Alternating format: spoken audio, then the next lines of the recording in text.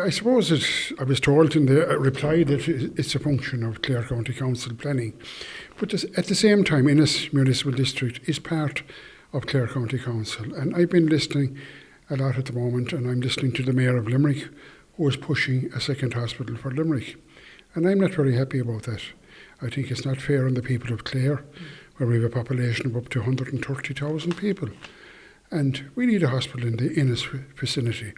And I've asked Ennis MD to look and see can they find a site, a service site, that would accommodate a Model 3 or 4 hospital. It's needed for the future. This has kind of been seen for a while or anticipated for a while. Are we now in a race with our surrounding counties to identify a site and to ensure that that new facility is in our county? Well, I can only talk about the people of Clare or people of Ennis where I represent, So, Limerick will push for a second hospital. Tipperary will look for a hospital. But I'm listening to people all the time, and we have to get a service site. No one is doing anything about it. I am asking Ennis MD to go and look in conjunction with Clare County Council planning and find a site.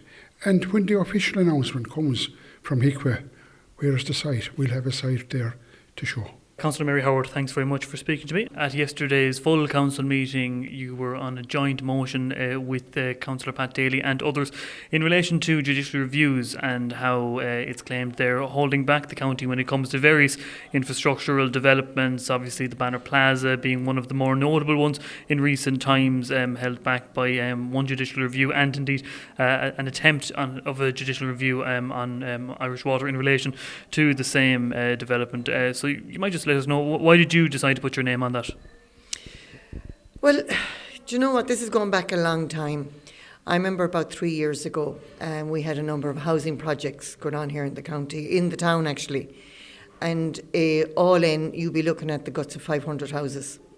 And when the planning was going through at the early stages, you're thinking to yourself, God, 500 families essentially are going to have a roof over their head. They're going to have a forever home that Christmas. But every one of those went for judicial review. And I was really peeved over that because the people that were putting them forward for judicial review were not local to the area.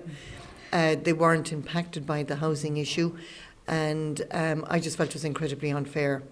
Equally and it was the Banner Plaza we referenced yesterday, a number of motions yesterday dealt with regional development and sustainable communities to ensure that there's jobs and houses for people here in County Clare. And we're just finding that the vehicle for judicial review is being used. It's a little bit too common for my liking. It's delaying projects. If, like for example, the Banner Plaza, it had gone through the full rigours of the planning.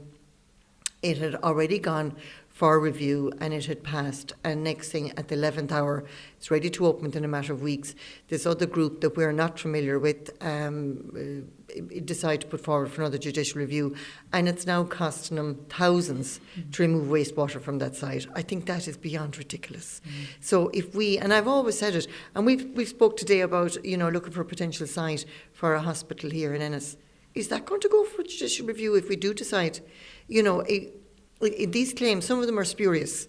And I think it's too easy to put forward a judicial review. Certainly, there are absolutely times when it's only right and proper. And it is a proper part of the planning process, but I think it's been abused by some groups. So that detail that is included in the Justice Minister's new proposals as regards judicial review legislation, that the person putting forward the objection has to have some connection to the area or has to have skin in the game, so to speak, when it comes to the development, you'd be all in favour of that?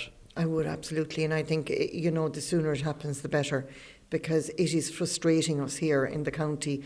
We have, a couple of thousand people on a housing list, actually almost 3,000 people or 3,000 households on a housing list. We have people, that want to invest in the county. But these kind of things, like whether it is the data centre or the Banner Plaza, those that are investing are losing faith in County Clare. Because are we going to be the county that says no to everything? I think we can't do that. We can't allow that to happen, and we need to just nip it in the bud now and, progress and build and ensure that we have plenty of homes and jobs for our citizens.